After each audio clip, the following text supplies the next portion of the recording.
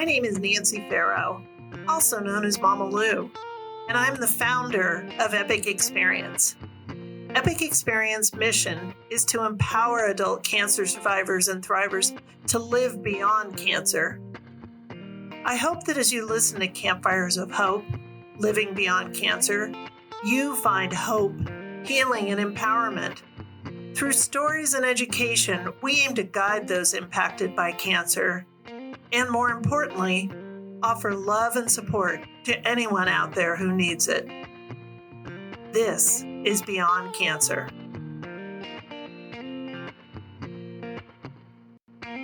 Further times dance through the night with the ghosts of America's spine.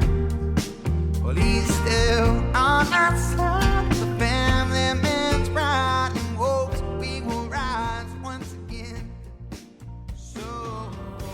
Hello, everyone. This is Gail, aka Sunshine.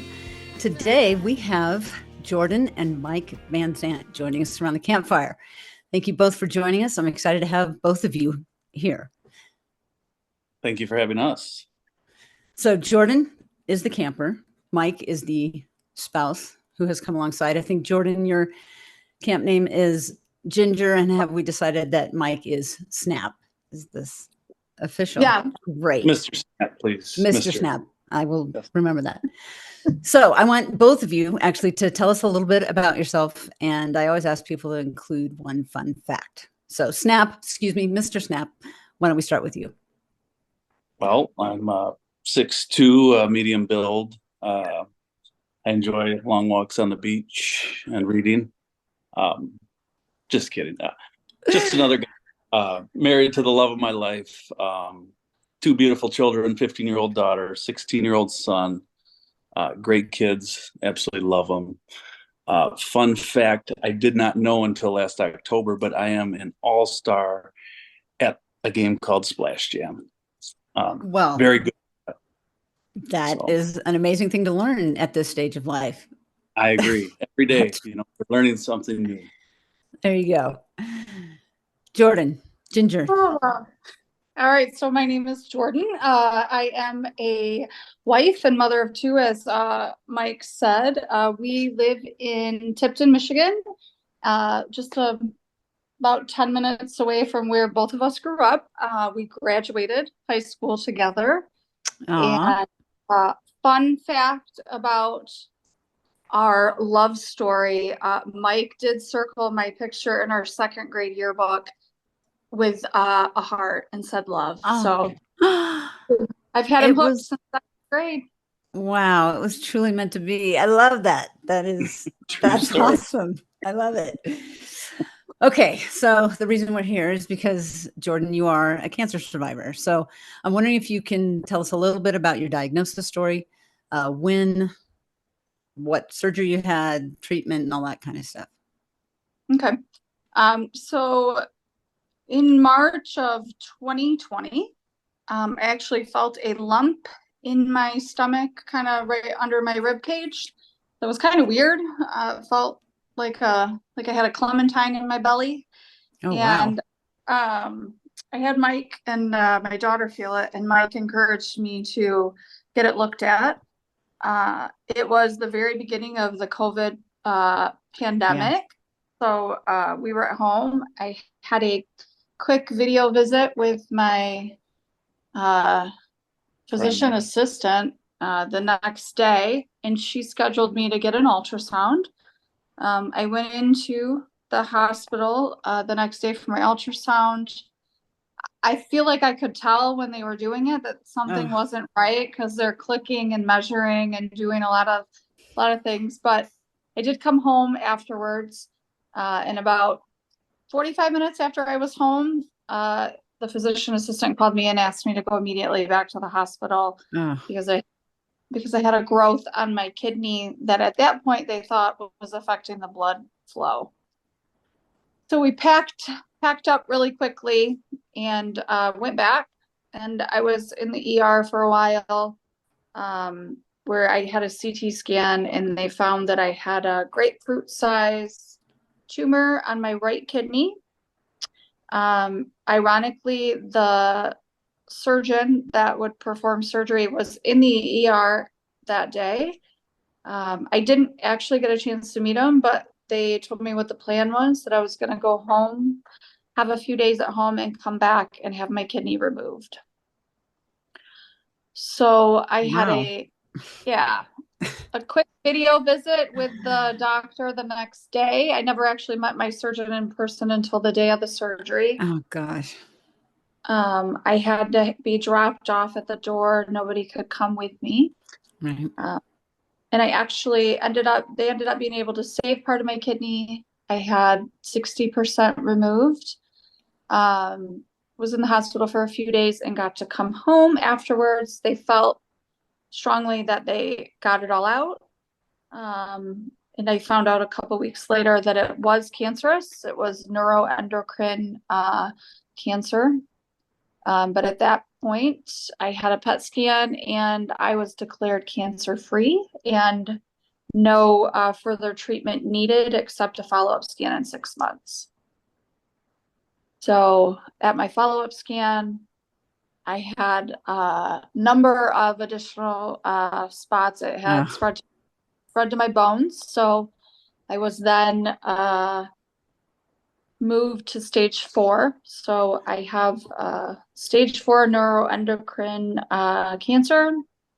I've had multiple surgeries since then. I've had a couple liver resections. I had my right ovary removed. I've had pancreas nucleation. I've had a couple liver ablations. I've had radiation. Full bingo card. Yes. Wow. And I currently still have evidence of disease in my bones. I just started a new treatment about 6 months ago, but I'm going to be on treatment for life. This is supposed to be a pretty manageable disease, more like chronic long-term illness. Yeah. So just doing me still every day. Wow. That must have been a shock. I mean, your kids were teens at the time, right? Early teens. No, they were actually 11 and 12. Yeah. Man. Yeah. So it was a shock. And mostly because I was only 39. And most people with this type of cancer don't even find out till they're in their 60s or so. Wow. Yeah. So somewhere in there you learned about Epic Experience. Was that through the treatment center or a doctor? How did you find out about it? So I was doing some like Google searches. So I never attended a support group. I was really pretty private with my whole journey. But after I stopped working, I don't know, I just felt kind of isolated and maybe like I needed someone to talk to. Not that Mr. Snap here isn't great, but it's hard sometimes when they don't relate to exactly what you're going through. So I applied. I found Epic Experience online and I applied for it and fortunately was accepted. So that's awesome. And after you went, you participated in a fundraising event with the prize being that you got a trip back to the 7W. And from what I hear, you blew it out of the water and were the top fundraiser. So congratulations on that. But I'm wondering if you could share a little bit about why you decided to go back and fundraise for the chance to go back to camp and just fundraising for Epic in general. So I had just a remarkable experience at camp. I met some really phenomenal people that I still speak with daily. Oh, that's awesome. Yeah, I found kind of support that I really didn't even know I was looking for. And 7W is such a magical place. You know, part of the magic is the people, but part of it is the setting. And the mountains in Colorado have just become very, very special to me. So I felt strongly about giving other people the opportunity to attend camp like I had been able to. And then also I felt really strongly about being able to take Mike back. to the 7W with me and have him experience it as well. Yeah. So, and just to clarify, the prize for the top fundraiser was to be able to take someone with you. So that was kind of part of your motivation from the beginning, was to let him experience it. So how were you able to raise as much as you did? How were you able to get that kind of support from people? So I kind of, when I first started, I leaned into a little bit of my experience from my previous job, as far as like getting messages out quickly, concisely, through text. I previously worked in staffing, and we did a lot of recruiting through text. So I knew how to put a quick message together to get the point across, with the link, kind of make it as easy as possible for people to do. I crafted one for Mike as well, that he and threw a little thing in there about how he could get to come back with me if we raised enough. So perfect. So he, mass sent it out to everyone in his contacts. I did as well. We were fortunate enough to have a family friend that is a board member of a foundation that did a pretty generous donation in my honor as well as part of it. And then another family friend that was really, really generous too. So we were able to get, I think, a little bit over $18,000 raised. That's amazing. Between the two of us.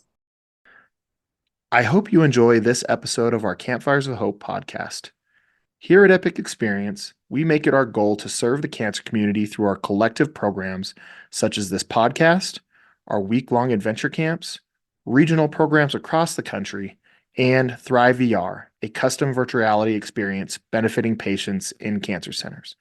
If you would like to be a part of our community of supporters, please go to epicexperience.org and click Donate. Thank you for listening to Campfires of Hope, Stories of Cancer. With gratitude, Wingman, also known as Colin Farrow, Executive Director of Epic Experience. Epic Experience is a registered 501c3 organization. Do you think, and I don't know if you've had feedback from people, but do you think they were touched by the fact that Mike had an opportunity to go with you? Do you think that was part of it? Yeah. Yeah, I do. And I think me sharing how, special the time was for me there as well, helped out, and the fact that I wanted to share it with him. But yeah, I do think it helped. That was big push on my end. The experience she had there at the 7 West, she was super nervous, super scared.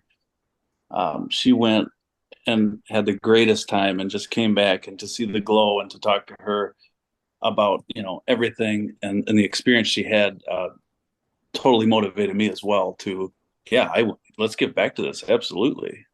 It was a good deal. That was exactly what I was wondering, is if you saw something in her that told you we need to do what we can to help others have this experience. Definitely.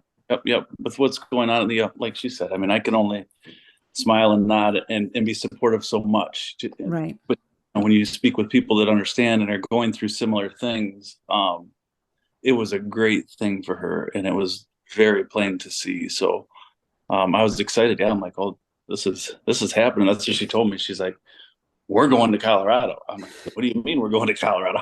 She's like, we're going to win this. Okay, let's do it. I know Jordan's not competitive at all, so I'm sure that was...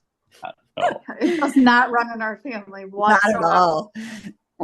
So you won, you earned the trip. Jordan, what was it like? So you get there, you were there in fall, which I haven't even been there in fall, but I've heard it is magical. I've heard it's just amazing. So what was it like to return to camp and have Mike with you? It was magical to be able to see. One, I was there in winter before, so to see a different side of the 7W was magical in its own. To be there with the aspens are turning colors, to have Mike be able to just experience the different things that were there, to be with other people that had also shared, in fundraising, and to have some additional caregivers there, to have Mhm. Mike have kind of an experience with that, was pretty cool. And the fact that we got to extend our visit through Colorado for another week was neat also. Yeah. So So there were others there who had raised money and then also brought someone like you brought Mike. So Mike, what was that like being able to talk to both survivors who were there, but then other caregivers? I hadn't even thought about that angle. That's an interesting It was addition great. to it. Correct. It is great. We do us, and everything. You can't predict what happens tomorrow or how you deal with it and move through life. So there's a lot to be learned there. But I was very nervous to go myself because I'm new place, new people. Like, what am I getting into now? But right away from when we met Mama Lou and Fuzzy right out of the gates, it was like, Yeah. okay, these are good people. And from there it just snowballed, and got up to camp. And the Mantleys, they were another couple that were there, Cindy and Brian, great people. Very thankful to meet them as well. And yeah, we got to converse and talk, and it's good to just sit by the campfire and talk. Exactly. A lot gets accomplished. That's So it was true. great. Yeah. And I think the campfires, that's something where it's casual in one sense, right? But you just said it, Mike. So much happens there. It's It those does. deep conversations. Yep. Yep. What have you learned about this through this cancer journey together? What have you learned about life, about each other, parenting? I mean, that adds a whole nother aspect of it. And I'll let both of you answer. So feel free to jump in. you want me to go first? So I've learned to slow down, and to really think about whether or not shit matters. Like, is this really going to matter in the long run? I think I used to be really high strung, and now I'm a lot more go with the flow. I hope that I've become a better mom and a better wife. But yeah, I mean, things that aren't important anymore, that are things that used to be important, just aren't anymore. Yeah. The little things are what are important to me now. I learned that Mike was really in it with me, till death do us part. Yeah. And I learned that our kids are really tough, resilient, and that we've done a good job raising them. I mean, they're really self-sufficient, and it's been wonderful to share truly everything that I'm going through with them, and have them, understand I've never wanted to hide anything from them. So yeah, thank you, Mike. It is, you don't wish for it, want it, ask for it, but it has been a blessing in many ways as far as life goes. Yes, with family, friends, people, outlook on life, ways you can make things better, not only for you but other people. It's been life changing, that is for sure, and certainly has strengthened our bond in this house. Wife, kids, friends as well, and we'll continue to do that with new people we meet. It's been a good, welcoming outlook on life. Yeah. Enjoy every moment. Yeah, for sure. Did you guys find that you needed time separately to process as well as together during this time? And if so, what are some of the ways that you did that? Or was it kind of like, we're in this together the whole time? Obviously, except for when Jordan went to camp. She left me. She left you. That was great on my end. I think for both of us, it was obviously way more beneficial for her at camp. But, another instance too, that I was fortunate. I feel fortunate to be able to do it. I volunteered at camp last winter, Oh, that's right. as did Ginger. So there was separation there, and I thought that was a great thing for me to experience camp without her, and her to go back on a volunteering end and experience without me being there too. I'm sure was a great thing. Yeah, but I think we've been through most of this together. Oh, absolutely. Yeah. I think you've probably processed things more than I have.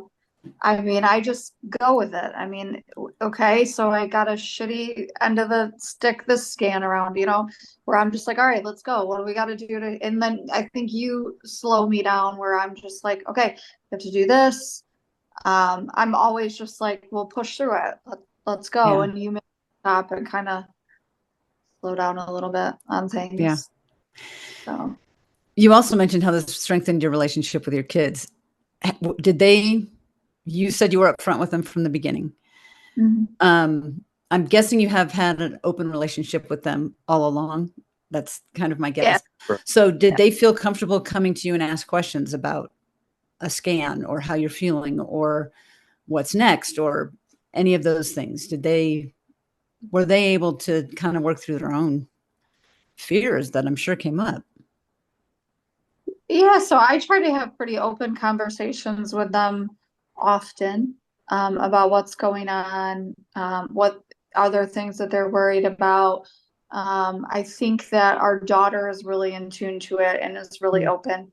Our son's a little bit more reserved, and maybe he talks to you more about it than me, but they'll talk, and they have people that talk to, even if it's not us, which is perfectly fine.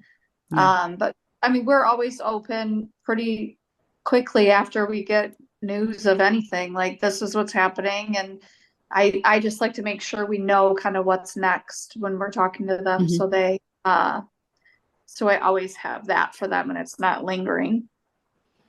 But I think they get the same scan anxiety that I get. Like I have a scan coming up in a couple weeks, right after vacation. So I have a little going, but and I'm sure they do. I'm sure Mike does, but all part of the ride. It is.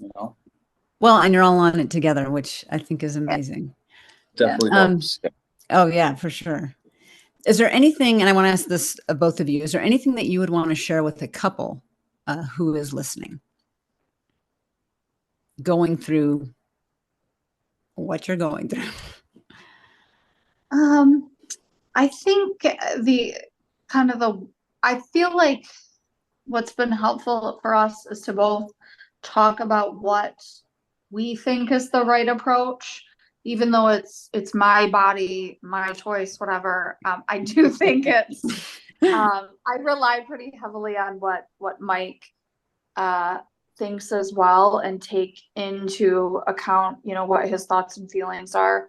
But also I think the best thing would be just to try to make light of any part of the situation. So we have to travel from Michigan to Iowa for doctor's appointments several times a year. Instead of just being so gloomy, like, oh crap, I have to go see my oncologist 7 hours away. Those are our little date times, or our little, day getaways. Or even if we have an appointment here locally, it's like, oh, we have a little doctor's visit date, just, to find some sort of goodness at the time that you have. And, don't let petty things, bog down your life anymore. It doesn't seem like it, but there always is a silver lining, and you can find it. You just keep looking. It's there. But as far as a couple and, diagnosis and things going on, but there's a lot going on there, and you have to tread lightly, probably both sides. I'm not going to push her to do something she doesn't want to do. And, she's the same way, but it's just finding a happy medium of where are we at? How are we going to make it through this? We're going to come out on top one way or the other. How's that going to work? And making a plan and talking it out and going forward with it. So it's being there for the good days and the bad days. They're all together. Yeah. My good day happens to be one of Mike's bad days. Just, be there. Yeah. Um, I love the idea of turning those cancer trips that you have to take into an adventure or a date, or I love that. Plan different things to do because out in Iowa, so we go to different places while we're out there, and yeah, you make good of what we got going on. Yeah. That's awesome. Well, very important question to end this time. Marshmallows over a campfire, slow and steady, or flame and crispy? Mike? Slow and steady. Jordan? And mine would be flame and crispy if Mike didn't do them for me. I see he is the marshmallow czar, and Yes, he most got it. definitely is. Well, thank you both so much. This I loved hearing about, Mike, your perspective as as the spouse going back and experiencing it, and the importance of fundraising so that other people can have this experience. I really appreciate both of you. Thank you for having me on. That it was a good time. Well, thank you everyone who's listening. Until the next time we gather around the campfire, keep living beyond cancer.